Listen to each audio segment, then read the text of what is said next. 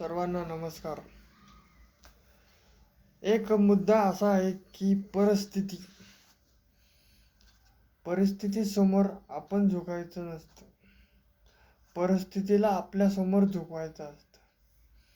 ते कसं तर ते प्रत्येकजण म्हणजे तुमची जी फील्ड आहे, म्हणजे जे तुमचं काम आहे, प्रत्येकाचं काही ना काही काम असतं. कोणी नोकरीला जातं, कोणी धंदा करतं म्हणजे व्यवसाय करतं, कोणी काही ना काही उद्योग करत असतं. त्यामुळे प्रत्येकाने त्या जे येणाऱ्या गोष्टीला सामोरं जाऊन जी परिस्थिती त्या परिस्थितीला आपल्यासमोर झुकवलं पाहिजे. आपण परिस्थितीसमोर झुकवायचं नाही. जे की काही लोक म्हणतात आमची परिस्थिती नाही की हे घेण्याची, घर घेण्याची, गाडी घेण्याची. हे जर कष्ट हे जर प्रामाणिक असतील किंवा काही गोष्टी काही ठिकाणी लबाडी पण करावी लागते. त्यामुळे त्यामुळे आपण जे काम करत आहात, शिक्षण करत आहात, शिक्षणातही काही अडचणी येत असतील तर नीटनित्य अभ्यास करा. सरकारच्याही योजना आहेत, त्यातून विद्यार्थ्यांना कर्जरूपी किंवा काही आर्थिक मूल्य शिष्यवृत्ती वगैरे असतात.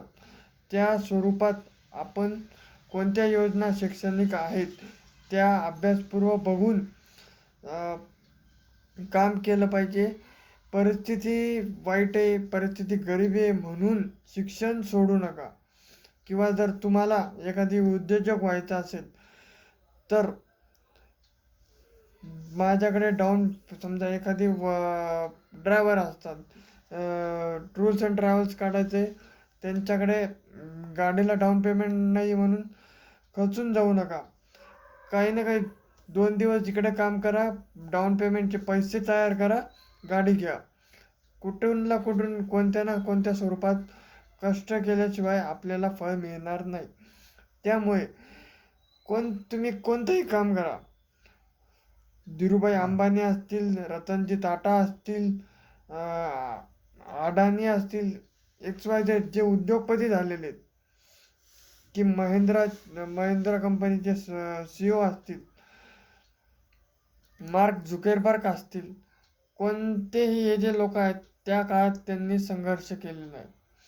त्यामुळे कोणत्या गोष्टीला न घाबरता आपण जे म्हणतो की माझी परिस्थिती नाही हे घेण्याची. आज मी पण एक सर्वसाधारण आहे. मलाही वाटतं मी स्कॉर्पिओ गाडीमध्ये फिरलं पाहिजे, मलाही वाटतं मी फॉर्च्युनरमध्ये फिरलं पाहिजे. त्यासाठी माझे आज तसं म्हणायला गेलं तर माझीही परिस्थिती नाही, पण मी काय म्हणतो की मी 2 महिन्यात ती गाडी घेईल, 4 महिन्यात घेईल. हे आपण स्वतःला चॅलेंज दिलं पाहिजे की मी ही गाडी काय ना करून ही गाडी घेणार. समजा तिला वेळ लागेल, 2 वर्ष लागेल, 4 वर्ष लागेल, पण स्वतःच्या मनात हे पाहिजे की 2 महिन्यांनी येणारे, 15 दिवसांनी येणारे, 4 दिवसांनी येणारे.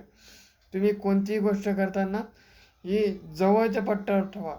लांबचा विचार लांबचा विचार आपल्याकडून शक्यच नाही, होणारच नाही, हे विचार सोडून द्या. तुम्हाला काम करत असताना एक विजन असलं पाहिजे. विजन कोणत्याही स्वरूपात असतं, प्रत्येकाचं विजन वेगवेगळं असतं. त्यामुळे त्या विजनमध्ये काम करत राहा. आता इंजिनियर असतील, डॉक्टर असतील, हे प्रत्येकजण प्रत्येकाच्या विजनमध्ये आहे. उद्योजक असतील, प्रत्येकाने आपापलं काम नित्यनियमाने जर केलं. आता व्यवसायवाल्याने व्यवसाय एक काहीतरी आखून दिलं की आपला रोजचा असा धंदा झाला पाहिजे की तसा झाला पाहिजे, त्याची मार्केटिंग आपण कशा स्वरूपात करत आहोत हे महत्त्वाचं असतं. व्यवसायामध्ये कोणत्याही गोष्टीमध्ये ही त्या ब्रँडची मार्केटिंग ही व्यवस्थित झाली पाहिजे. मार्केटिंग जर नाही झाली तरी तो माल किती आला मार्केटमध्ये तर चालत नाही. तुम्हाला एक उदाहरण सांगतो. बालाजी वेपर्स हे कसं मोठं झालं, हे त्या लोकांनी दुकानात जाऊन विचारायचे. त्यांनी लोक लावले होते कामाला की वेपर्स, बालाजी वेपर्स आहेत का. दुकानदारांनाही वाटायला लागले बाबा हे काय.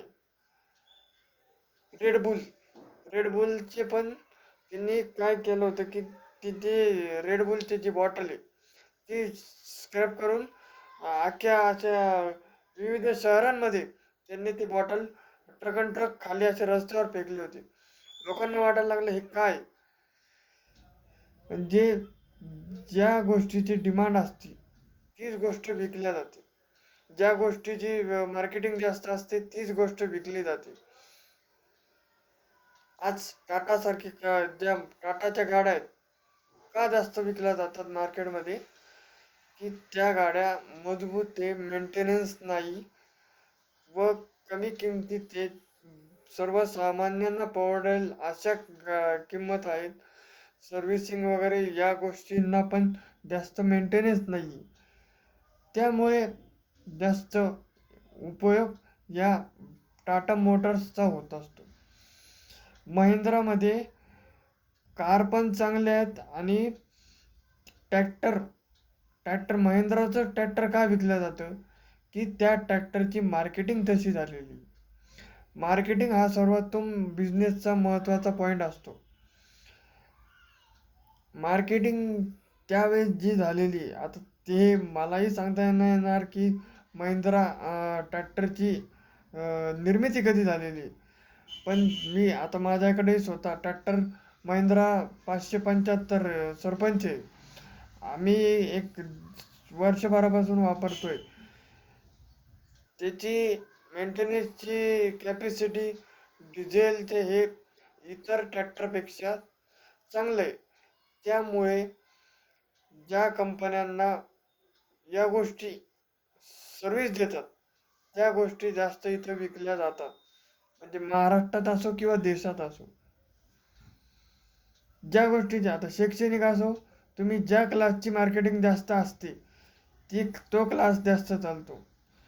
पहिले छत्रपती संभाजीनगरमध्ये राणा, गुरुकुल, आकाश असे क्लासेस चालायचे.